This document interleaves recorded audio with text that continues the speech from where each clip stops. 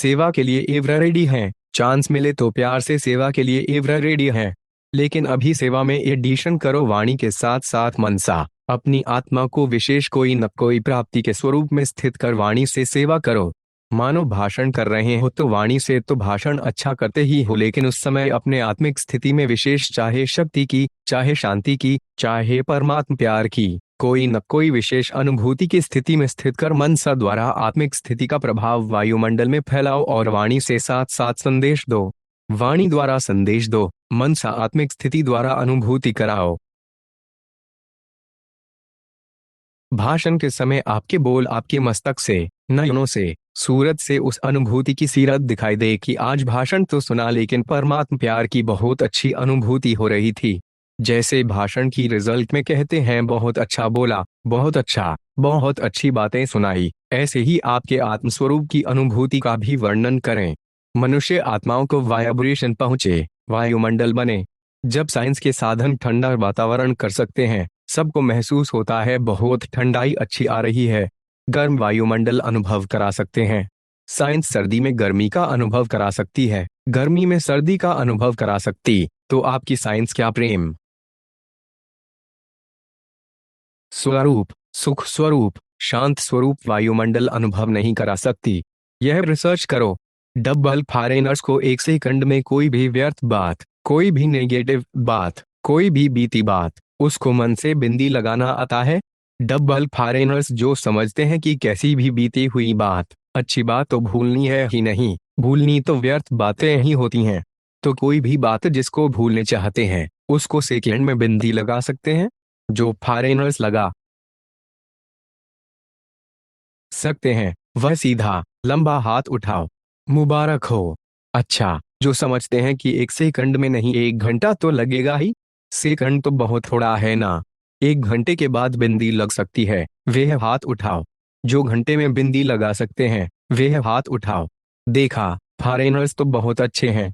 भारतवासी भी जो समझते हैं एक घंटे में नहीं आधे दिन में बिंदी लग सकती है, वे हाथ उठाओ। कोई ने हाथ नहीं उठाया है तो सही, बाप दादा को पता है। बाप दादा तो देखता रहता है, हाथ नहीं उठाते, लेकिन लगता है। लेकिन समझो आधा दिन लगे, एक घंटा लगे और आपको एडवांस पार्टी का निमंत्रण आ जाए तो क्या रिजल्ट होगी? अंत मते सुगति क्या होगी? समझदार तो हो ना, इसलिए अपनी मनसा को बिजी रखेंगे ना। मनसा सेवा का टाइम टेबल बनाएंगे अपना तो बिंदी लगाने की आवश्यकता नहीं पड़ेगी, बस होंगे ही बिंदी रूप। इसलिए अभी अपने मन का टाइम टेबल फिक्स करो। मन को सदा बिजी रखो, खाली नहीं रखो, फिर मेहनत करनी पड़ती है। ऊंचे ते ऊंचे भगवान के बचे हो तो आपका तो एक एक सेकंड का टाइम टेबल फिक्स होना चाहिए। क्यों नहीं बिंदी लगती? उसका कारण क्या? ब्रेक पावरफुल नहीं है, शक्तियों का स्टॉक जमा नहीं है, इसीलिए सेकंड में स्टॉप नहीं कर सकते। कई बच्चे कोशिश बहुत करते हैं, जब बाप दादा देखते हैं मेहनत बहुत कर रहे हैं, यह नहीं हो, यह नहीं हो, कहते हैं नहीं हो लेकिन होता रहता है। बाप दादा को बच्चों की मेहनत अच्छी नहीं लगती। कारण यह है, जैसे देखो रावण को मारते भी हैं, लेकिन सिर्फ मारने से छोड़ नहीं देते हैं, जलाते हैं और जला के फिर हड्डियां जो हैं वे आजकल तो नदी में डाल देते हैं। कोई भी मनुष्य मरता है तो हड्डियां भी नदी में डाल देते हैं, तभी समाप्ति होती है। तो आप क्या करते हो? ज्ञान की पॉइंट से, धारणा की पॉइंट से उस बात रूपी रावण को माच तो देते हो, लेकिन योग अग्नि में स्वाहा नहीं करते हो। और फिर जो कुछ बातों की हड्डियां बच जाती हैं ना, वे ज्ञान सागर बाप के अर्पण कर दो। 3 काम करो, 1 काम नहीं करो। आप समझते हो पुरुषार्थ तो किया ना, मुरली भी पढ़ी, 10 बारी मुरली पढ़ी फिर भी आ गई, क्योंकि आपने योग अग्नि में जलाया नहीं, स्वाहा नहीं किया। अग्नि के बाद नाम निशान गुम हो जाता है, फिर उसको भी बाप सागर में डाल दो, समाप्त। सर्व आत्माएं भी लाइट रूप में है, लेकिन आपकी चमक सर्व आत्माओं में श्रेष्ठ है। याद आ रहा है परमधाम? अनादिकाल से आपकी झलक फलक तैयारी है। जैसे आकाश में देखा होगा सितारे सभी चमकते हैं, सब लाइट ही हैं, लेकिन सर्व सितारों में कोई विशेष सितारों की चमक तैयारी और प्यारी होती है। ऐसे ही सर्व आत्माओं के बीच आप आत्माओं की चमक रूहानी रॉयल्टी प्योरिटी की चमक तैयारी है। याद आ रहा है ना? फिर आदिकाल में आओ, आदिकाल को याद करो तो आदिकाल में भी देवता स्वरूप में रूहानी रॉयल्टी की पर्सनालिटी कितनी विशेष रही। सारे कल्प में देवताई स्वरूप की रॉयल्टी और किसी की रही है? रूहानी रॉयल्टी, प्योरिटी की पर्सनालिटी याद है ना? पांडवों को भी याद है? याद आ गया? फिर मध्यकाल में आओ तो मध्यकाल द्वापर से लेकर आपके जो पूजक चित्र बनाते हैं उन चित्रों की रॉयल्टी और पूजा की रॉयल्टी द्वापर से अभी तक किसी चित्र की है? चित्र तो बहुतों के हैं, लेकिन ऐसे विधि पूर्वक पूजा और किसी आत्माओं की है? चाहे धर्म पिताएं हैं, चाहे नेताएं हैं, चाहे अभिनेताएं हैं, चित्र तो सबके बनते, लेकिन चित्रों की रॉयल्टी और पूजा की रॉयल्टी किसी की देखी है? डबल फॉरेनर्स ने अपनी पूजा देखी है? आप लोगों ने देखी है या सिर्फ सुना है? ऐसे विधि पूर्वक पूजा और चित्रों की चमक, रूहानियत और किसकी भी नहीं हुई है, न होगी। क्यों? प्योरिटी की रॉयल्टी है, प्योरिटी की पर्सनालिटी है। अच्छा, देख लिया अपनी पूजा? नहीं देखी हो तो देख लेना। अभी लास्ट में संगम युग पर आओ तो संगम पर भी सारे विश्व के अंदर प्योरिटी की रॉयल्टी ब्राह्मण जीवन का आधार है। प्योरिटी नहीं तो प्रभु प्यार का अनुभव भी नहीं, सर्व परमात्म प्राप्तियों का अनुभव नहीं। ब्राह्मण जीवन की पर्सनालिटी प्योरिटी है और प्योरिटी ही रूहानी रॉयल्टी है। तो आदि अनादि, आदि मध्य और अंत सारे कल्प में यह रूहानी रॉयल्टी चलती रही है। बाप कहते हैं, हे लाडले बच्चे, कभी कभी दिल तख्त को छोड़कर देह रूपी मिट्टी से क्यों दिल लगाते हो? देह मिट्टी है तो लाडले बच्चे कभी मिट्टी में पांव नहीं रखते हैं, सदा तख्त पर, गोदी में या अतीन्द्रिय सुख के झूले में झूलते। आपके लिए बाप दादा ने भिन्न भिन्न झूले दिए हैं। कभी सुख के झूले में झूलो, कभी खुशी के झूले में झूलो, कभी आनंदमय झूले में झूलो। तो आज बाप दादा ऐसे श्रेष्ठ बच्चों को देख रहे थे कि कैसे नशे से झूलों में झूला रहे हैं। झूलते रहते हो, झूलते हो, मिट्टी में तो नहीं जाते। कभी कभी दिल होती है क्या मिट्टी में पांव रखने की? क्योंकि 63 जन्म मिट्टी में ही पांव रखते, मिट्टी से ही खेलते। तो अभी तो नहीं मिट्टी से खेलते। कभी कभी मिट्टी में पांव जाता है कि नहीं जाता है? कभी कभी चला जाता है। देह भान भी मिट्टी में पांव रखना है। देह अभिमान तो बहुत गहरी मिट्टी में पांव है, लेकिन देह भान अर्थात बॉडी कॉन्शियसनेस यह भी मिट्टी है। जितना संगम का समय ज्यादा से ज्यादा तख्तनशीन होंगे उतना ही आधा कल्प सूर्यवंश की राजधानी में और चंद्रवंश में भी सूर्यवंश के राज्य घराने में होंगे। अगर अभी संगम पर कभी कभी तख्तनशीन होंगे तो सूर्यवंश की रॉयल फैमिली में इतना ही थोड़ा समय होंगे। तख्तनशीन चाहे टर्न बाई टर्न होंगे, लेकिन रॉयल फैमिली राज्य घराने की आत्माओं के सदा संबंध में होंगे। तो चेक करो कि संगम युग के आदि समय से अब तक चाहे 10 साल हुए हैं, चाहे 50, चाहे 66 साल हो गए, लेकिन जब से ब्राह्मण बने तब आदि से अब तक कितना समय दिल तख्तनशीन स्वराज्य तख्तनशीन रहे? बाप दादा ने आज अमृत वेले सारे विश्व के सर्व बच्चों की तरफ चक्कर लगाते देखा कि हर एक बच्चे की स्मृति में कितने स्वमानों की माला पड़ी हुई है। माला को धारण करना अर्थात स्मृति द्वारा उसी स्थिति में स्थित रहना। तो अपने को चेक करो, यह स्मृति की स्थिति कहाँ तक रहती है? बाप दादा देख रहे थे कि श्रीमान का निश्चय और उसका रूहानी नशा दोनों का बैलेंस कितना रहता है। निश्चय है नॉलेजफुल बनना और रूहानी नशा है पावरफुल बनना। तो नॉलेजफुल में भी दो प्रकार देखे, एक है नॉलेजफुल, दूसरे हैं नॉलेजेबल, ज्ञान स्वरूप। तो अपने से पूछो, मैं कौन? यह स्नेह की शक्ति हर बच्चे को सहज योगी बना रही है। स्नेह के आधार पर सर्व आकर्षणों से उपराम हो आगे से आगे बढ़ रहे हैं। ऐसा एक बच्चा भी नहीं देखा जिसको बाप दादा द्वारा या विशेष आत्माओं द्वारा न्यारे और प्यारे स्नेह का अनुभव ना हो। हर एक ब्राह्मण आत्मा का ब्राह्मण जीवन का आदिकाल स्नेह की शक्ति द्वारा ही हुआ है। ब्राह्मण जन्म की यह स्नेह की शक्ति वरदान बन आगे बढ़ा रही है। स्मृति दिवस सिर्फ ब्रह्मा बाप की स्मृति का दिवस नहीं है, लेकिन बाप दादा कहते हैं आज और सदा यह याद रहे कि बाप दादा ने ब्राह्मण जन्म लेते ही आदि से अब तक क्या क्या स्मृतियां दिलाई हैं। वह स्मृतियों की माला याद करो, बहुत बड़ी माला बन जाएगी। सबसे पहली स्मृति सबको क्या मिली? पहला पाठ याद है ना, मैं कौन? इस स्मृति ने ही नया जन्म दिया, वृत्ति दृष्टि स्मृति परिवर्तन कर दी है। ऐसी स्मृतियां याद आते ही रूहानी खुशी की झलक नयनों में, मुख में आ ही जाती है। आप स्मृतियां याद करते हैं और भक्तमाला सिमरन करते हैं।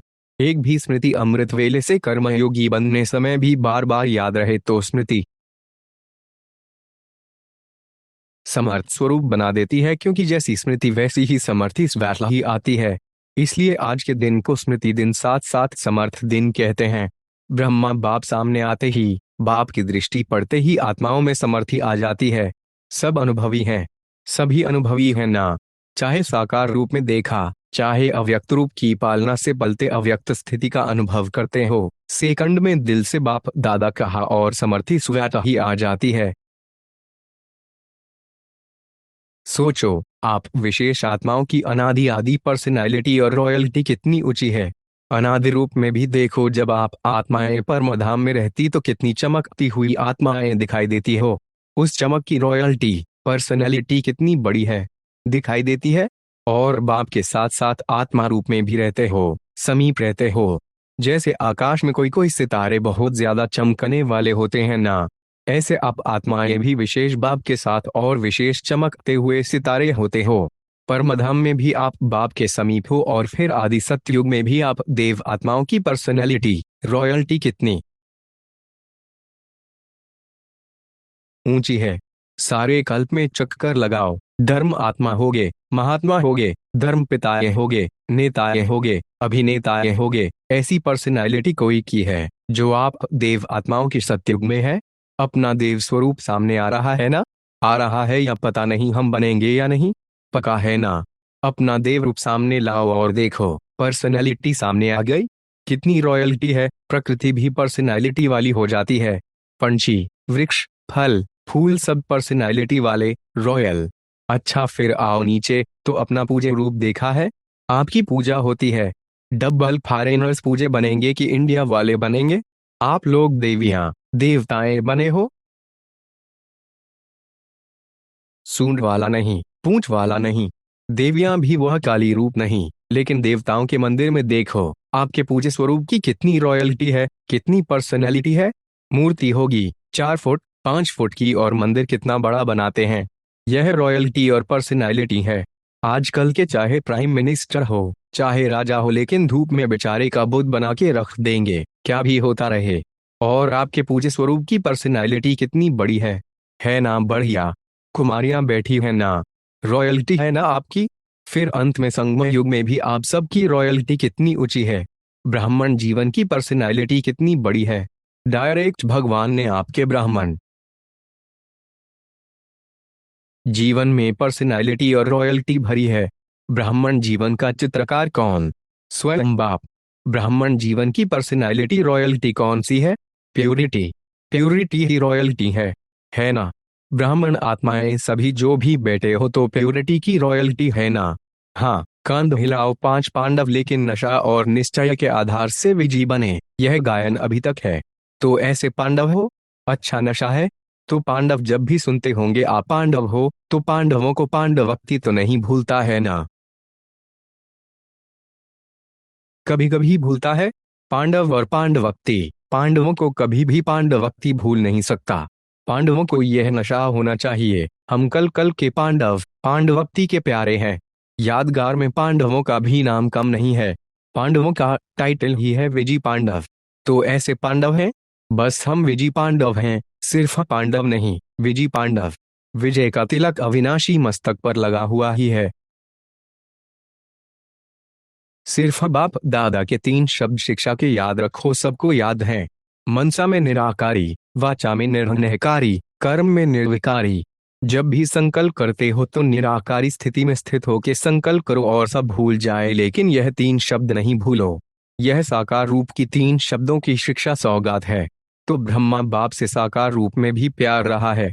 अभी भी डबल फॉरेनर्स कई अनुभव सुनाते हैं कि ब्रह्मा बाप से बहुत प्यार है। देखा नहीं है तो भी प्यार है। सिर्फ सेवा करते डबल नाइट रहना, कोई भी बोझ अपने ऊपर नहीं रखना। जैसे ब्रह्मा बाप के पास कितनी जिम्मेवारियां थी, फिर भी डबल नाइट रहा। ऐसे फॉलो फादर, कोई भी बोझ हो, बाप को देकर हल्के हो जाना। बाप आए ही हैं बोझ लेने के लिए, तो बोझ देना आता है ना, तो बोझ देकर डबल नाइट बन उड़ते रहना। अच्छा, सम्मान देने वाले ही बाप दादा की श्रीमत, शुभ भावना, शुभकामना मानने वाले आज्ञाकारी बचे हैं। सम्मान देना ही ईश्वरीय परिवार का दिल का प्यार है। सम्मान वाला सम्मान में सहज ही स्थित हो सकता है। क्यों? जिन आत्माओं को सम्मान देता है उन आत्माओं द्वारा जो दुआएं दिल की मिलती है, वे दुआओं का भंडार सम्मान सहज और स्वतः ही याद दिलाता है। इसलिए बाप दादा चारों ओर के बच्चों को विशेष अंडरलाइन करा रहे हैं, सम्मानदाता बनो। पंजाब वाले उठो। बहुत अच्छा। यह भी विधि अच्छी बनाई है, हर जौन को चांस मिल जाता है। एक तो यज्ञ सेवा द्वारा एक एक कदम में पद्म गुणा कमाई जमा हो जाती है, क्योंकि मेजॉरिटी कोई भी कर्म करते यज्ञ सेवा याद रहती, और यज्ञ सेवा याद आने से यज्ञ रचता बाप तो याद आता ही है। तो सेवा में भी ज्यादा से ज्यादा पुण्य का खाता जमा कर लेते हैं, और जो सच्चे पुरुषार्थी बचे हैं वे अपने याद के चार्ट को सहज और निरंतर बना सकते हैं, क्योंकि यहाँ एक तो महारथियों का संग है, संग का रंग सहज लग सकता है। अटेंशन है तो यह जो 8 से 10 दिन मिलते हैं इसमें बहुत अच्छी प्रोग्रेस कर सकते हैं। कॉमन रीति से सेवा की तो इतना लाभ नहीं है, लेकिन चांस है एक सहज निरंतर योगी बनने का, पुण्य का खाता जमा करने का, और बड़े परिवार के नशे में खुशी में रहने का। तो पंजाब वालों को चांस मिला है, हर जौन को मिलता है, लेकिन लक्ष्य रखो कि तीनों ही फायदे हुए। कितना पुण्य का खाता जमा किया, सहज याद की प्रोग्रेस कितनी की, और संगठन या परिवार के स्नेह समीपता का कितना अनुभव किया। यह 3 ही बातों का रिजल्ट हर एक को अपना निकालना चाहिए। ड्रामा में चांस तो मिलता है, लेकिन चांस लेने वाले चांसलर बनो। बाप दादा कहते हैं, हे मुक्तिदाता के बच्चे, मास्टर मुक्तिदाता, अभी अपने को मुक्त करो तो सर्व आत्माओं के लिए मुक्ति का द्वार खुल जाए। सुनाया था ना, गेट की चाबी क्या है? बेहद का वैराग्य। कार्य सब करो, लेकिन जैसे भाषणों में कहते हो प्रवृत्ति वालों को कमल पुष्प समान बनो, ऐसे सब कुछ करते कर्तापन से मुक्त। यारे न साधनों के वश, न पोजीशन के। कुछ न कुछ मिल जाए, यह पोजीशन नहीं अपोजिशन है माया की। यारे और बाप के प्यारे, मुश्किल है क्या यारे और प्यारे बनना? 63 जन्म मेहनत की, एक जन्म परमात्म प्यार मोहब्बत से मेहनत से मुक्त हो जाओ। जहां मोहब्बत है वहां मेहनत नहीं, जहां मेहनत है वहां मोहब्बत नहीं। तो बाप दादा सहज पुरुषार्थी भव का वरदान दे रहा है, और मुक्त होने का साधन है मोहब्बत, बाप से दिल का प्यार।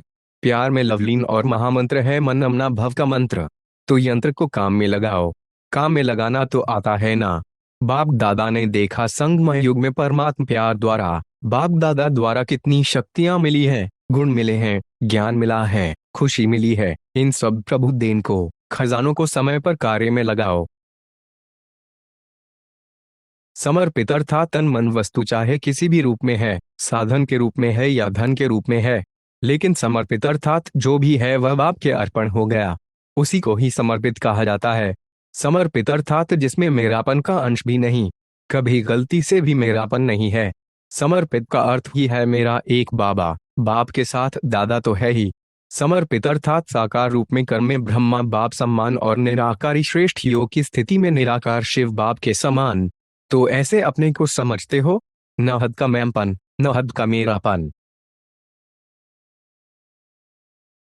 परमात्म प्यार ब्राह्मण जीवन का विशेष आधार है, ब्राह्मण जीवन का जीवनदान है।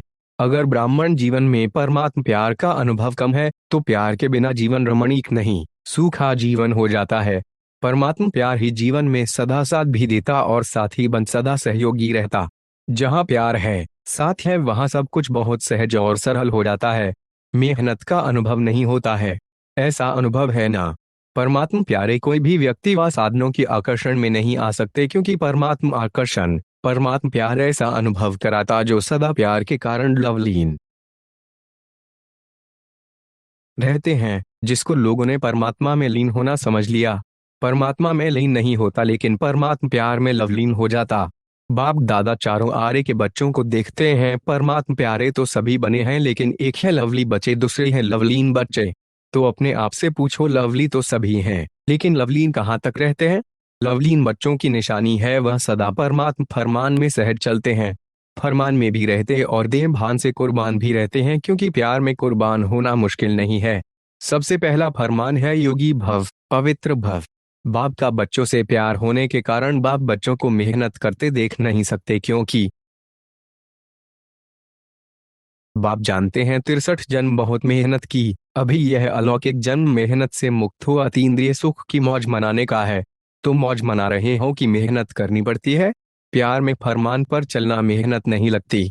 अगर मेहनत करनी पड़ती है तो प्यार की परसेंटेज कम है। कहाँ न कहाँ प्यार में कुछ न कुछ लीकेज है। दो बातों की लीकेज मेहनत कराती है, एक पुराने संस्कार का आक्षरण, संसार में संबंध पदार्थ सब आ जाता है, और दूसरा पुराने संस्कार की आकर्षण, यह पुराना संसार और पुराने संस्कार अपने तरफ आकर्षित कर देते हैं। तो परमात्म प्यार में परसेंटेज हो जाती है। चेक करो इन दोनों लीकेज से मुक्त हैं। याद करो आप आत्मा के अनादि संस्कार और आदि संस्कार क्या थे, और अभी अंत के ब्राह्मण जीवन के संस्कार क्या हैं। अनादि भी हैं, आदि भी हैं, और अंत में भी श्रेष्ठ संस्कार हैं। यह पुराने संस्कार मध्य के हैं, न अनादि हैं, न आदि हैं, न अंत के हैं। लेकिन लक्ष्य क्या है सभी का? किसी भी बच्चे से पूछो तो एक ही उत्तर देते हैं, लक्ष्य है बाप समान बनने का। यही है ना? है तो हाथ उठाओ। यही लक्ष्य है पक्का, या बीच बीच में बदली हो जाती है? तो बाप बच्चों से पूछते हैं कि बाप और दादा दोनों के समान संस्कार कौन से हैं। सदा बाप हर आत्मा के प्रति उदारचित रहे हैं, हर आत्मा के प्रति स्नेह और सम्मान स्वरूप में सहयोगी रहे हैं। ऐसे स्वयं भी अपने को हर आत्मा के प्रति सहयोगी अनुभव करते हो। सहयोग दे तो सहयोगी बने नहीं, स्नेह दे तो स्नेही बने नहीं। जैसे ब्रह्मा बाप हर बच्चे के प्रति सहयोगी बने, स्नेही बने, ऐसे सर्व के सदा स्नेही और सहयोगी। इसको कहा जाता है समान बनना। अगर कोई भी बच्चे को मेहनत करनी पड़ती है संस्कार परिवर्तन करने में, उसका कारण क्या है? ब्रह्मा बाप ने अपने ऊपर अटेंशन रखा लेकिन मेहनत नहीं की। संस्कार परिवर्तन में मेहनत का कारण है लवली बने हैं, लवली नहीं बने हैं।